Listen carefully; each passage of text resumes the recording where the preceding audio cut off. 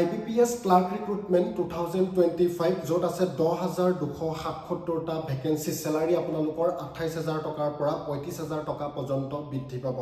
নমস্কাৰ বন্ধু বান্ধৱীসকল, পুনৰবাৰ স্বাগতম জনাইছো মোৰ ডিফেন্স মাই ইউটিউব চেনেলটোলৈ। আজি আপোনালোকলৈ লৈ আহিছো মই অন্য এটা বহুতেই ভাল খবৰ যত আছে আপোনালোকৰ 10277টা ভ্যাকেন্সি ইনষ্টিটিউট অফ বেংকিং পাৰ্সনেল সিলেকশনৰ ফালৰ পৰা আপোনালোকলৈ মুকলি কৰা হৈছে ক্লাৰ্কৰ কিছুমান ভ্যাকেন্সি।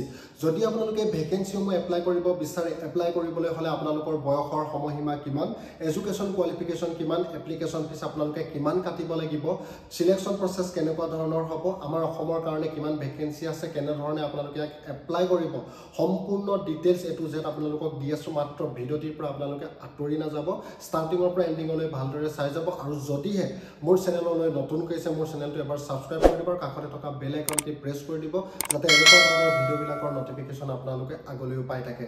সো বন্ধু বান্ধৱীসকল, আহক ভিডিওটি আৰম্ভ কৰোঁ। ইয়াৰ অৰ্গেনাইজেশ্যনৰ নাম হৈছে IBPS institute of banking personnel selection. ইয়াৰ টোটেল পোষ্ট আছে 10277টা। পোষ্টৰ নাম হৈছে ক্লাৰ্ক। অল ইণ্ডিয়া পোষ্ট আছে আপোনালোকে। তাৰ পাছত এপ্লাই কৰিব পাৰিব আপোনালোকে লাষ্ট ডেট 21 আগষ্ট 2025 তাৰিখলৈকে।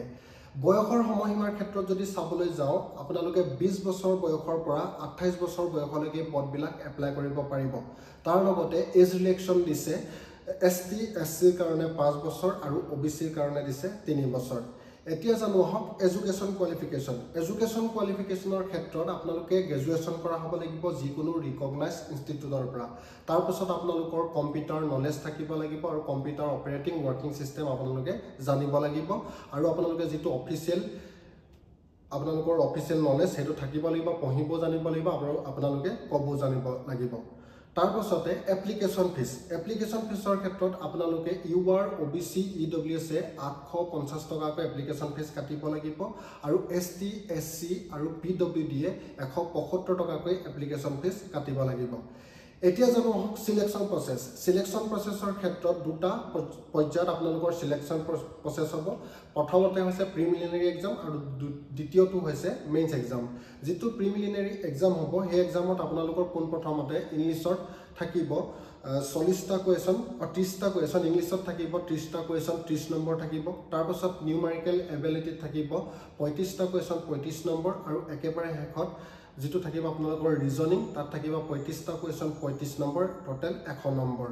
এতিয়া জানো আহক যেটো মেইনছ এক্সামত আপোনালোকৰ জেনাৰেল এৱাৰনেছ আৰু ফাইনেন্সিয়েলত থাকিব 50টা কোৱেশ্যন 50 নম্বৰ, ইংলিছত থাকিব 40টা কোৱেশ্যন 40 নম্বৰ। তাৰ পাছতে আহিব আপোনালোকৰ ৰিজনিং আৰু কম্পিউটাৰ থাকিব 50টা কোৱেশ্যন 60 নম্বৰ আৰু একেবাৰে শেষত আপোনালোকৰ আহিব কোৱান্টিটেটিভ আৰু এপ্টিটিউড, তাত থাকিব 50টা কোৱেশ্যন 50 নম্বৰ, টোটেল 200 নম্বৰ।